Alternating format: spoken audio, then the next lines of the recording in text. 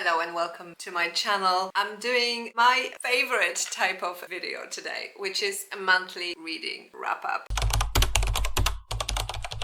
I love talking about the books I've read. I love the fact that I have community to share it with. And in August, I read 6 books, plus obviously continuing with my War and Peace. And I have been making progress there. I'm very pleased to report. But before we jump into talking about the books, can we just take a minute to appreciate that we are into September now and summer is over? Not that I have anything against summer, but autumn is my favorite time. I am super excited. I went overboard this time round because I even purchased one of those academic planners that are targeting students really. They start from September and go right up until December the following year, so I got myself all organized. There's something about September, and I don't know whether that has anything to do with the fact that I have 2 children who are at school, and in September of course they go back to school. It feels like it's a new beginning, it's a major reset, more so even maybe than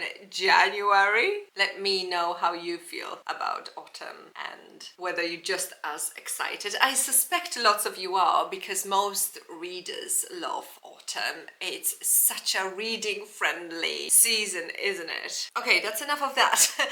Let's talk about the books. So the first book I finished in August, although I started it in July, was Fresh Water for Flowers by Valérie Perrin. I started reading this book when I was in France at the end of July because I wanted to read something by a French author while in France, and this was a perfect holiday book, but I didn't finish it until I returned home. And actually, I'm not sure if this happens to you, where you gain a bit of a momentum when you're on holiday while reading your holiday books, and the book is fantastic, but then you get home and the reading experience is not the same. This has happened to me twice this summer, where I was just loving the book, and it's not because of the book, because the book is great, but once you get home and you sort of overwhelmed by daily routine, the book is kind of losing its grip on you. I'm not sure. It may be just me. Anyway, this is still a fantastic book. This is a story of Violette, who is a cemetery keeper. It is set in the 80s/90s in rural France, and Violette's life is unfolding slowly, and you move through themes of love, pain, grief, loss, and the whole thing is told in a very atmospheric, almost, I want to say, fairy tale-like way. Definitely has a bit of a gothic spin to it. It is definitely a bit quirky, but very addictive. Also because of the mystery element in there that is not being revealed until the end of the story. A proper page turner. You will love a lot of characters in there. You will also hate a lot of characters. I really appreciated that the romance in here is not your straightforward romance. There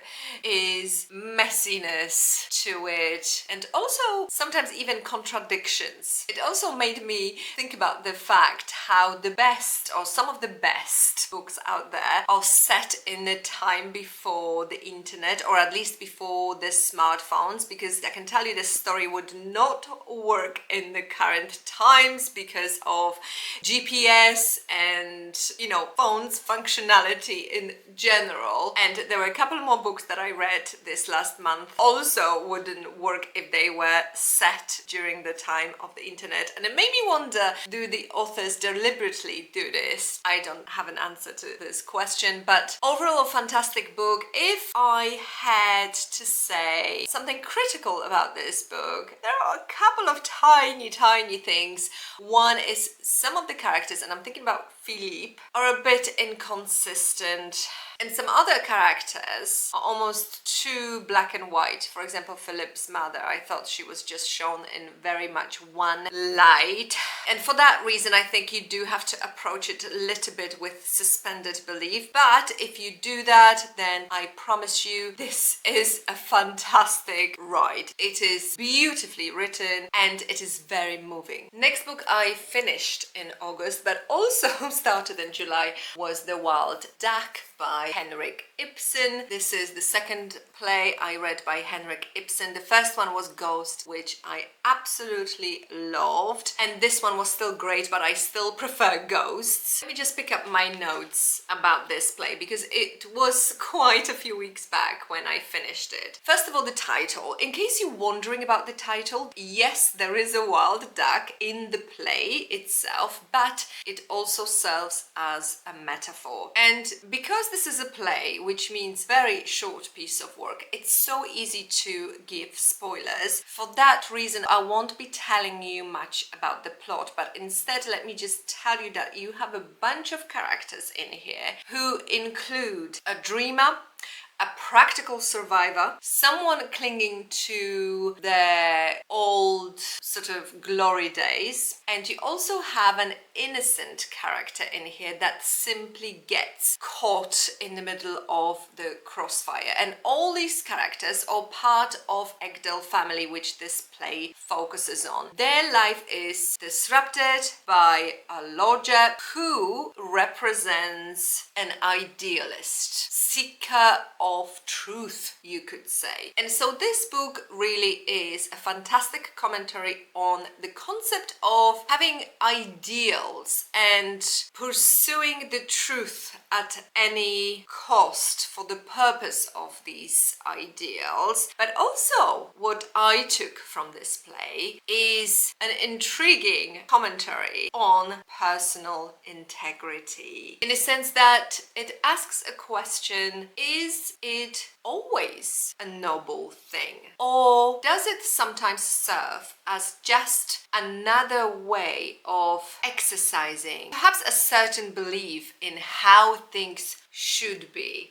What can I say? As always, Henrik Ibsen will make you think. Now we're moving on to the books that I took with me to Croatia for holidays, and that set included The Details by Ia Genberg, translated by Kira Josefsson. I borrowed this book from my local library on recommendation of one of the booktubers I subscribe to. Her name is Gretchen. Check her out. Thank you for this recommendation, Gretchen, because I loved this book. The writing in this book is insane, and especially the last chapter in this book. I put so many taps towards the end of this book because of various quotes that I wanted to make sure that I jot down. So there is absolutely no plot. This is more of a reflection on various people that were part of the author's life, and the book is split into 4 chapters, each dedicated to a different person. This is written in first person, and it starts with when the author basically is very sick, has this fever. So there is this sort of a dream-like tone to this book, and there's a beautiful quote here in the last, my favorite chapter, when she talks about why when you have fever everything almost becomes clearer. We live so many lives within our lives. Smaller lives with people who come and go, friends who disappear, children who grow up, and I never know which of these lives is meant to serve as the frame. But whenever I'm in the grips of a fever or infatuation, there is no confusion. Myself recedes and gives space to a nameless joy, a unified whole that preserves all the details, inseparable and distinct next to one another. And now you know why this book is called The Details. By the way, this is another book where the author started writing quite late in life. So I think the author was 45 when this book was published, similar to Freshwater for Flowers. Apparently Valerie Perrin was 48 when this book was published, and this was her second book. Her first book was not published until she was 43. So 43, 45. Coincidentally, I have come across recently a video by Lee Child who was talking about how everyone can and should be writing, and actually the older you are the better. I'll link it below. It's just a 5-minute short video. Do watch it. It might inspire you to write a book, and you never know. It could be a bestseller. Anyway, going back to the details, I do need to say that despite the writing being absolutely gorgeous, did this book grip me? No. Except maybe for the last chapter, actually. That definitely gripped me. But at the same time, it is a very smooth reading experience. You just glide through the pages. It's a short novella, 150 pages. Just for the writing itself, it is definitely worth reading. Also, it is a great book for inspiring writers because there are a lot of references to writing books, but also to other books. I have jotted down many titles from this book that I want to read. And finally, I want to mention that something has happened to me with this book that has never happened before, which is I reread the translator's note. The translator's note in this book is the best translator's note I have ever read, and if I ever write a book, which is highly unlikely, but if I ever did write a book, I would want my translator note to be like this. I even have to give you a very short quote. Listen to this. It is a quiet book comprising 4 chronicles of most ordinary people, a novel where nothing really happens. That quiet, however, holds a grace that vaults the sum total of quotidian moments into something more expansive. And another one, walking through a cemetery with her best friend, the narrator watches as the years pass sideways around us behind their flimsy curtains. As far as the dead are concerned, chronology has no import, and all that matters are the details, the degree of density, this how and what and everything to do with who. I'm not sure if the translator shouldn't get an award as well. My leg fell asleep. So that was the details by Ja Genberg. Next we have The Uncommon Reader by Alan Bennett. I got this for my husband, for him to read on a holiday, because I have heard this is a great book to get people back into reading. It's sort of a love letter to reading, and I was right. My husband loved this book, and as soon as he finished it, he told me I have to read it too, so I did. What a lovely surprise. I didn't know Alan Bennett can write like this. This is a bit of a tongue-in-cheek novella about Queen Elizabeth II. It's fictional, of course, but it starts with her stumbling upon a traveling library. And that moment is the sort of a beginning to her reunion with just reading. This story is witty, it's heartwarming, it's got a lot of great little jokes about the royal protocol, and there are so many references to fantastic books. I have made a list. Honestly, if this book won't make you read, then nothing will. Book number 5 is the Guernsey Literary and Potato Peel Pie Society. The book that in my household has become known as the potato book. The title was just too long to pronounce it every single time. We had it again on holiday with us. My husband read it. I read it too. My son started to read it, but I think he dropped it after a while. But yes, whenever one of us was looking for this book, we would say, where's the potato book? This is written in an epistolary form, which means it's all in form of letters and telegrams, which you would think will become exhausting as you read the book, but it doesn't at all. And I loved it so much that I immediately purchased a book that I also know is in form of letters, which I have been eyeing up for a while, and that is 84 Charing Cross Road by Helen Hanff. I'm excited to read it in the coming autumn month because I think there's something about writing or reading letters that is best done in autumn. Anyway, going back to this book. So this is historical fiction in a sense that obviously all the characters are fictional, but what we do get is a very realistic picture of what it was like to live in the Channel Islands during the German occupation. And you know,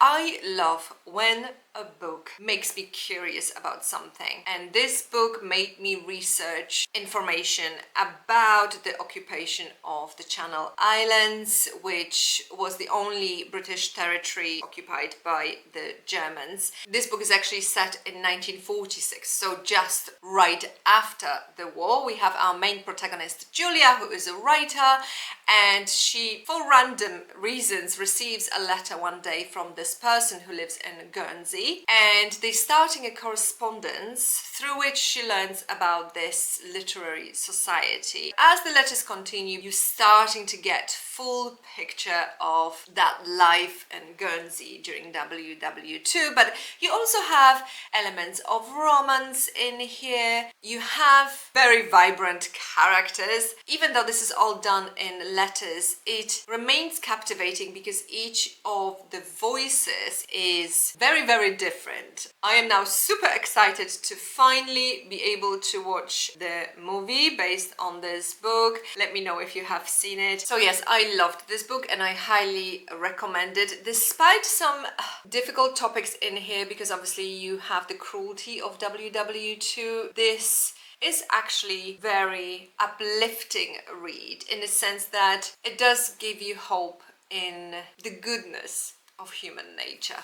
And talking about the goodness of human nature, my final book of the month of August was Small Things Like These by Claire Keagan. The goodness of human nature, of course, is the main topic of this book, alongside maybe human compassion, but they are obviously very intertwined. This book got so many accolades and so much exposure. I think it was, apart from being shortlisted for Bookers, listed in 100 top New York Times books of 21st century, which, you know, considering that this is not a very old book, is pretty impressive.